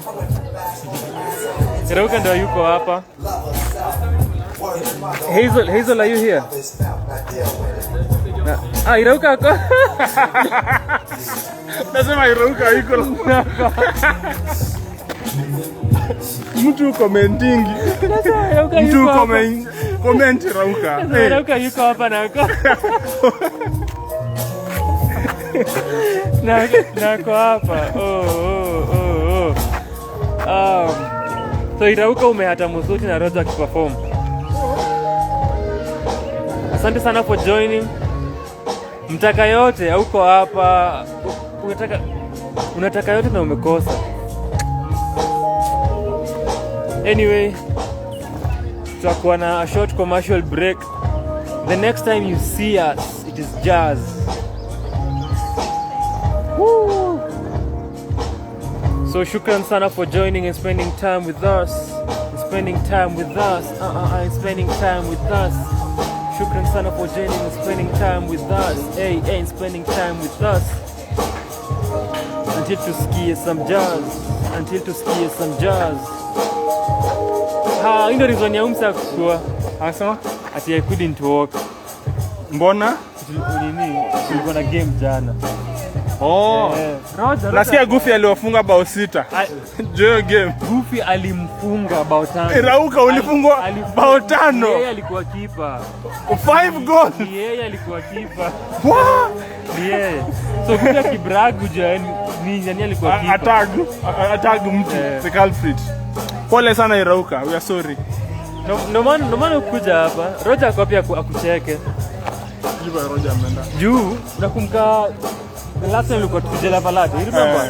For the poetry event, kujanga. So hiyo siku Roger pia angeza kutembea. Juu alifungwa pia yeye. Tulikuwa na game the previous day. Yeye alikuwa na injury sana kwa mguu. So alikuwa na injury. So aliamka ilikuwa imemlemea mbaya sana. So in short tunasema next time kuna event nitakuwa na injury. You end the one constant here. Next time kwa tani yako. I don't play football, I don't play anything, so risk-free life. Ndankiwa na 200 by 600 mawe kwa mguu. Ama nikanyage msumari site. Ikuumize. So thank you so much for joining. Chekiane next time. We might do our Sunday session tukiwa huko, or this could have been our Sunday session. Whichever. Roger. Take excuse ya umse. Yo, when you haga. Take excuse ya. Mwambie. When you couldn't walk. Ati your boss. Yes. Kuna Uber, kuna Nduzi, kuna Bolt. Nini bana mse? Yo. Yeah, man. Here, to enjoy muziki hapa. You are the reason we are here. I am here. Merely lipa. You usually had performances. Until next time. After the commercial break, kwa jazz nimewambia, so chekiane.